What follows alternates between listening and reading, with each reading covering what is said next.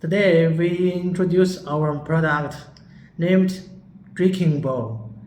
Like the material, this is a virgin new material, what's called engineer plastic PP. You know the spring inside is stainless steel. Yeah. All of the drinking bowl can be installed on the feeding cage and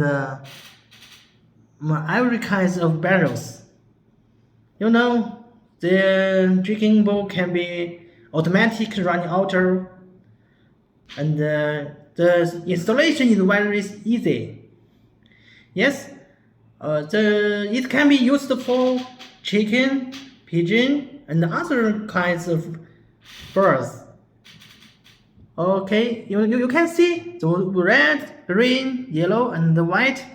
If you have a big quantity, the color can be reduced, can be produced according to your requirement.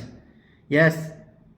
Okay, let's introduce these bowls separately. Okay. Sorry. Okay, so this one, it can be installation on the barrels. Yes. Yeah. Other size, like this one, it can be installed on the cages. Yes. Okay.